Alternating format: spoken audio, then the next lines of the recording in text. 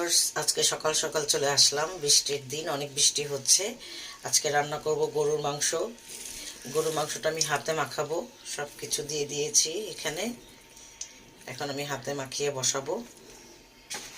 সব মশলা দিয়ে, তেল দিয়ে, লবণ সব কিছু দিয়ে আমি হাতে মাখাচ্ছি। মাখায় আমি আধা ঘন্টার মতো রেখে দেবো, তারপর বসাবো। এই তো এখানে আমি মুরগিগুলো ভাজবো। আমি এখানে হলুদ আর মরিচ দিয়ে একটু ভালো করে মাখিয়ে নিচ্ছি। ভাজার পরে আমি এটাকে রোস্ট করব। এই তো এখানে আমি রোস্টের জন্য মশলা কষাচ্ছি। আমি দুধ কিন্তু এভাবে দিয়ে দিই, লিকুইডও দিই, আর গুঁড়ো দুধটা এভাবে মশলার সাথে আমি কষাই নিই। তো আমার রোস্ট রান্নাটা কেমন লাগছে আপনাদের অবশ্যই জানাবেন। চুলায় আজকে আবার গ্যাস কম, আস্তে আস্তে রান্না করতে হচ্ছে।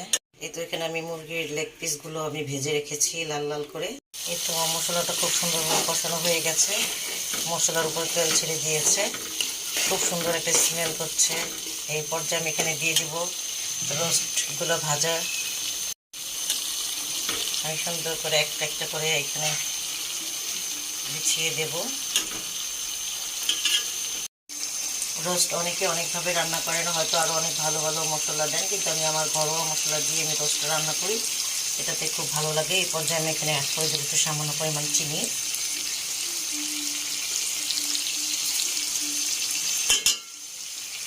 তারপর এখানে আমি দিয়ে দেবো পানি। আর নাড়াচাড়া করবো না, এতেই হয়ে যাবে। তো আমার ঘরোয়া মশলা দিয়ে আমার রোস্ট রান্নার রেসিপিটা আপনাদের কাছে কেমন লাগলো অবশ্যই কমেন্টসে জানাবেন। ভালো লাগলে পেজে ফলো দিবেন।